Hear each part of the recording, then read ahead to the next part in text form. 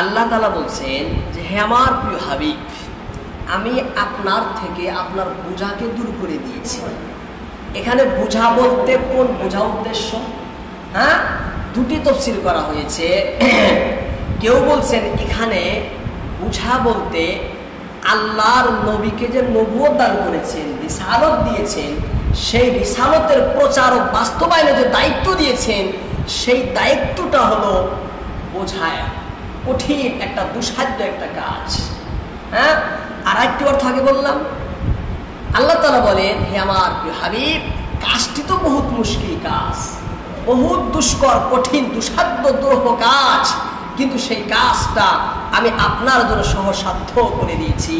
সেই কাজ, কঠিন কাজটাও আমি আপনার জন্য সহজ করে দিয়েছি, একদম আসান করে দিয়েছি। কে বলছেন? আল্লাহ তাআলা বলছেন কত কঠিন কাজ, কত বড় কাজ, কত গুরু দায়িত্ব জানেন।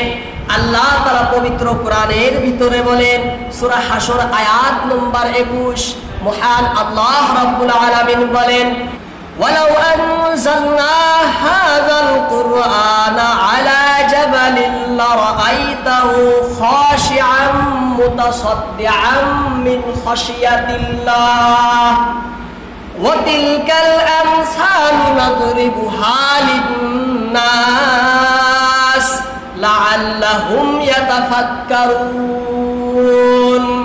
আল্লাহ বলেন, নাও যদি আনজালনা, আমি নাজিল করতাম, অবতীর্ণ করতাম, হাযাল কুরআন, এই কুরআনকে, আলা জাবালিন, কোন পাহাড়ে। আল্লাহ বলেন আমি যদি এই কুরআনকে কোন পাহাড়ে নাজিল করতাম, লারাআইতাহু, তাহলে হে আমার প্রিয় হাবিব, নিশ্চিত রূপে নিঃসন্দেহে অবশ্যই আপনি সেই পাহাড়কে দেখতেন। লারাআইতাহু, তাহলে আপনি সেই পাহাড়কে দেখতেন, খাশিআম মুতাসাদ্দিআম মিন খাশিয়াতিল্লাহ, সে আল্লাহর ভয়ে, আল্লাহর ত্রাসে, খাশিআ, বিনীত, মুতাসাদ্দিআ, বিদীর্ণ। আল্লাহ বলেন আপনি সেই পাহাড়কে দেখতেন, আল্লাহর ভয়ে সে টুকরো টুকরো হয়ে গেছে, আল্লাহর ভয়ে সে বিদীর্ণ হয়ে গেছে, এবং সে আল্লাহর ভয়ে বিনীত হয়ে গেছে। ওয়া তিলকাল আমসাল নাদরিবুহা লিন-নাস, আমি মানুষের জন্য উদাহরণগুলো পেশ করি, আমি মানুষের বুঝার জন্য, বুঝাকে সহজ করার জন্য আমি উদাহরণগুলো পেশ করি। লাআল্লাহুম ইয়াতাফাক্কারুন, যাতে তারা গবেষণা করে, যাতে তারা চিন্তা বিবেচনা করে, যাতে তারা বিবেককে সেখানে প্রয়োগ করে। কে বলছেন? আল্লাহ তাআলা বলেন যে এই নবুয়তের কাজ, এই রিসালতের কাজ, এই শরীয়তের বিধিবিধান বহন এবং তার প্রচার বাস্তবায়নের কাজ, এই কোরআনের দায়িত্ব, এই কোরআন এত ভারী, এত মজবুত, যদি আমি সেই পাহাড়ে, যদি আমি সেই কোরআনকে অবতীর্ণ করতাম, তাহলে আমার হাবিব সেই পাহাড় টুকরো টুকরো হয়ে যেত, সে পাহাড় বিদীর্ণ হয়ে যেত, সে পাহাড় টুকরো টুকরো বিদীর্ণ হয়ে যেত, কিন্তু আমি আপনার সিনাকে তা ধারণ করার ক্ষমতা দিয়েছি। হ্যাঁ, সেই কোরআনকে, সেই শরীয়তের বিধিবিধানকে আপনার সিনা, আপনার বুক ধারণ করার জন্য যোগ্যতা, ক্ষমতা, দক্ষতা, পাওয়ার শক্তি আমি সেই অন্তরে দান করেছি। এই দান করেছি কিভাবে?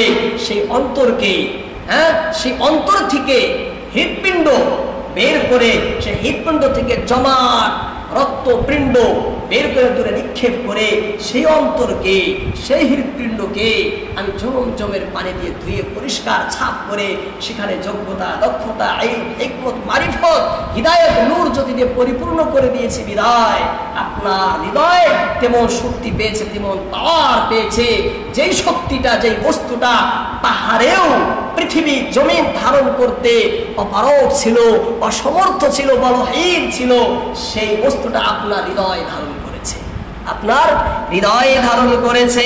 এই কথাই আল্লাহ তাআলা বলেন, হে আমার প্রিয় হাবিব, ওয়াদাআনা আনকা ওয়াজাক আল্লাযী আনকাযা যাহরাক, আমি আপনার থেকে সেই গুরু দায়িত্ব, যে গুরু দায়িত্ব বহন করা আপনার জন্য অতিশয় কষ্টদায়ক ছিল, নিতান্তই দুষ্কর ছিল, আমি সেই কাজটি আপনার জন্য সহজ সাধ্য করে দিয়েছি। আপনার জন্য সহজসাধ্য করে দিয়েছি। এই জন্য আপনি মন ক্ষুণ্ণ করবেন না, মনে ব্যথা নিবেন না। তারা হলো পাগল, যারা আপনাকে উপহাস করছে, যারা আপনার সাথে ঠাট্টা বিদ্রুপ করে, যারা আপনাকে নিয়ে পরিহাস যারা করছে, তারা হলো উন্মাদ, তারা মাতাল, তারা দিশেহারা, তারা পাগল। সেই পাগলের কথায় কর্ণপাত করিয়েন না, সেদিকে আপনি লক্ষ্য দিয়েন না। আপনার কাজে আপনি নিমগ্ন বিভোর হয়ে থাকুন, আপনার কাজে নিমগ্ন বিভোর হয়ে থাকুন। হে আমার প্রিয়তম হাবিব, আমি আপনার মান ও মর্যাদা সর্বোচ্চ করে দিয়েছি। সৃষ্টিকুলের মধ্যে আপনার ইজ্জত, আপনার সম্মান সব থেকে বেশি দিয়েছি। গোটা সৃষ্টির ভিতরে আমার পরেই আপনার স্থান আমি রেখে দিয়েছি। আমার পরে আপনার মান আমি রেখে দিয়েছি। হে রাসূল, দেখুন না, আমি আপনার খাতিরেই আপনার বক্ষ উন্মোচন করেছি। আপনার খাতিরেই আপনার হৃদয়কে বিদীর্ণ করে সেখানে ভালো বস্তু, উত্তম মারিফত, হিকমত, জ্ঞান দিয়ে পরিপূর্ণ করেছি। আমি দেখুন না নবী, আমি আপনার কল্যাণের জন্য আপনার বোঝা লাঘব করেছি, আপনার বোঝা ভারকে হালকা করে দিয়েছি। হে রাসূল, আমি আপনার জন্য আপনার আলোচনাকেও উন্নত করেছি, আপনার চর্চাকেও আমি উন্নত করেছি। হে আমার প্রিয়তম রাসূল, আমি আপনার নাম, আমি আপনার চর্চা এত উন্নত করেছি। এ কথাই আল্লাহ তাআলা পবিত্র কোরআনের ভিতরে বলেন যে কত উন্নত করেছি। আল্লাহ বলেন ওয়ারাফা'না লাকা যিকরাক, ওয়ারাফা'না লাকা যিকরাক, আমি আপনার আলোচনাকে সমুচ্চে স্থাপন করেছি, সমুচ্চে স্থাপন করেছি। ওয়ারাফা'না লাকা যিকরাক, এবং আমি আপনার খাতিরে আপনার মর্যাদা উচ্চ করেছি, আপনার মর্যাদা উচ্চ করেছি এবং উচ্চ মর্যাদা দান করেছি আপনার জন্য, আপনার কল্যাণের জন্য। ওয়ারাফা'না, আমি উচ্চ করেছি, সর্বোচ্চে স্থাপন করেছি। লাকা, আপনার জন্য, লাকা আপনার কল্যাণের জন্য, লাকা আপনার মঙ্গলের জন্য, যিকরাক আপনার চর্চাকে, আপনার আলোচনাকে, আপনার জিকিরকে, আপনার আলোচনাকে, আপনার জিকির ও চর্চাকে আমি সবার থেকে ঊর্ধ্বে নিয়ে গেছি। আল্লাহ তাআলা বলেন, হে আমার হাবিব, আমি আপনাকে নবুয়ত রিসালাত দান করে আপনার মানকে বাড়িয়ে দিয়েছি। কি দিয়েছি? আপনার মান ইজ্জত বাড়িয়ে দিয়েছি। আমি রূহের জগতে আপনার আলোচনা করে সেখানেও আপনার মান এবং আপনার চর্চা আলোচনা সেখানেও পৌঁছে দিয়েছি। যখন আল্লাহ তাআলা রূহ সৃষ্টি করে সমস্ত রূহকে আল্লাহ তাআলা ডেকে বলছিলেন, সর্বশেষে মুহাম্মদ নামে আমি রাসূল পাঠাবো, তোমরা সেই রাসূলের প্রতি ঈমান আনো, তোমরা সেই রাসূলের প্রতি ঈমান আনো। এই কথার দিকে ইঙ্গিত করে আল্লাহ বলছেন যে সেই রূহের জগতেও আমি আপনার মান উচ্চ করেছি, করি নাই? আপনার ইজ্জতকে আমি বাড়িয়ে দিয়েছি এবং আপনার মানকে আমি ফেরেশতা জগতেও আপনার সুখ্যাতি, আপনার নাম ও চর্চা সেখানেও পৌঁছে দিয়েছি। ফেরেশতারা যখনই আমার নাম নেবে, ফেরেশতারা যখনই আমার জিকির করবে, ফেরেশতারা যখনই আমার স্মরণ করবে, তখনই তারা আপনার নামেরও আলোচনা করবে, তখনই তারা আপনার নামেরও আলোচনা করবে, আপনাকে নিয়েও তারা চর্চা করবে।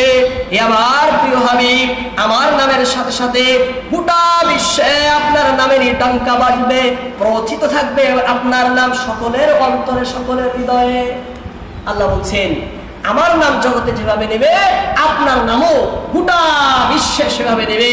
আমার নাম যেমন মানুষের অন্তরে প্রথিত থাকবে, আপনার নাম, আপনার মুহাব্বত, ভালোবাসাও সকল সৃষ্টির অন্তরে প্রথিত থাকবে, গাথা থাকবে। সমস্ত সৃষ্টির জীবের অন্তরে। আল্লাহ তাআলা বলেন, হে আমার নবী, আপনার নাম শুধু আমি জমিনেই না, লৌহে মাহফুজেও রেখে দিয়েছি। কোথায়? লৌহে মাহফুজেও আপনার নাম আমি লিখে দিয়েছি।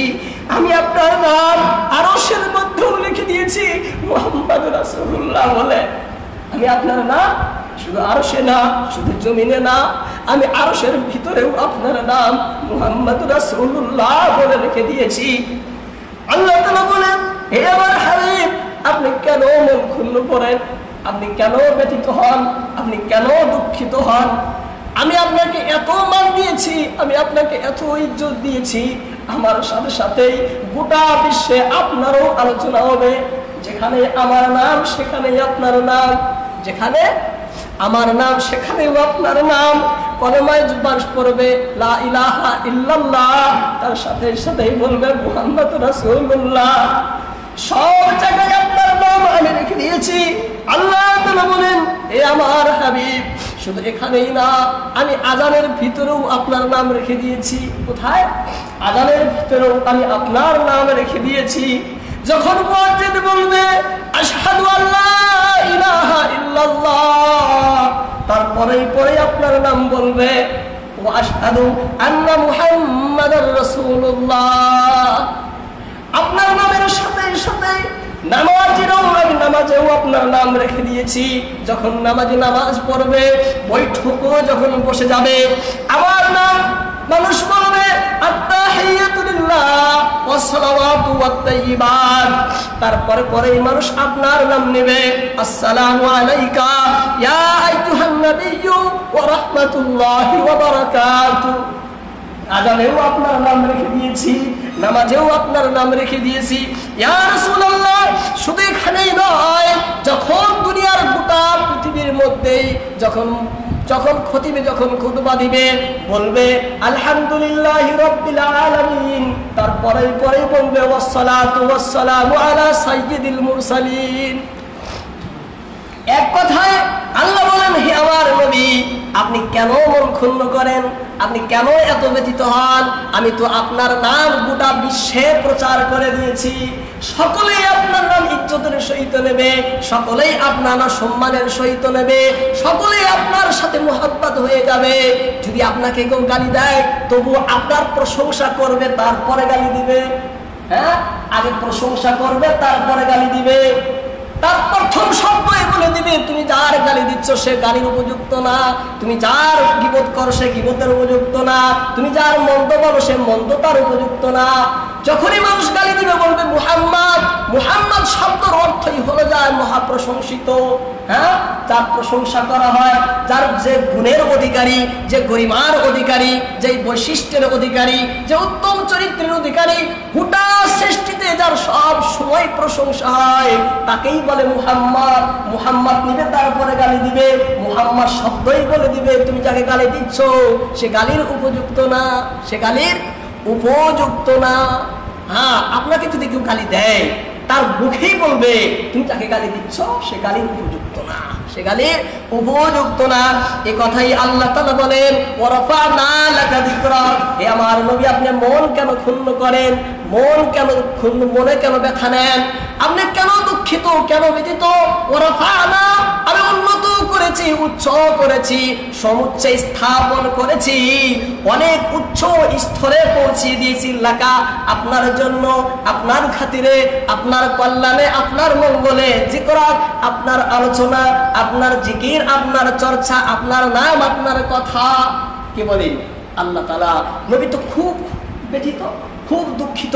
আল্লাহ তাআলা সূরা দুহা এবং ইনশিরা নাযিল করে নবীকে সান্ত্বনা দেন, হে আমার প্রিয় হাবিব, আপনি মন ক্ষুণ্ণ করবেন না, আপনি ব্যথিত হবেন না তাদের। আর আপনিই যে আমাকে বলছিলেন, হে আল্লাহ, আমি আপনাকে কি দিয়েছি? জিজ্ঞেস করছেন না শুরুতে, যে আল্লাহ, আপনি তো মুসাকে কালিমুল্লাহ বানিয়েছেন, ঈসাকে রূহুল্লাহ বানিয়েছেন, ইব্রাহিমকে খলিলুল্লাহ বানিয়েছেন, হযরত সুলাইমানকে সাহিবুল মামলুকাত বানিয়েছেন, হযরত দাউদকে খলিফাতুল্লাহ বানিয়েছেন। হে আল্লাহ, বলুন আমাকে কি বানিয়েছেন? বলেছিলেন না শুরুতে? আল্লাহ বলছেন, হে রাসূল, দেখুন আমি আপনাকে কি বানিয়েছি। আপনাকে সেই মান দিয়েছি, সেই স্তর মাকাম দান করেছি, সেই স্থান, সেই মাকাম, সেই স্তর আর আমি কাউকেও দেইনি, আমি কাউকেই দেইনি। আপনার স্তর সর্বোন্নত করেছি, গোটা সৃষ্টির ভিতরে এমন মান সম্মান আমি কাউকে দেইনি। সেই জন্য আপনি ব্যথিত হবেন না, দুঃখিত হবেন না। তাহলে চিন্তা করেন আমাদের নবীর মান কত উচ্চ, বুঝছো না? আমরা সেই নবীর উম্মত হতে পেরেছি যে নবী সমস্ত সৃষ্টিকুলের মধ্যে শ্রেষ্ঠ। শুধু নবীদের মধ্যে শ্রেষ্ঠ না, গোটা সৃষ্টিকুলের মধ্যে আল্লাহর পরে যার স্থান, সেই নবীর উম্মত বানিয়েছেন আল্লাহ তাআলা। এর অর্থ আমাদের কপাল ভালো। হ্যাঁ, আল্লাহ আমাদেরকে খুব পছন্দ করে, সেই জন্য আর অল্প আমরা আগ বেড়ে যাই আল্লাহর দিকে। আল্লাহ পাক আমাদের সকলকেই বেশি বেশি ইবাদত করার, আল্লাহ হয়ে থাকার তৌফিক দান করে। সকলে বলি আমিন।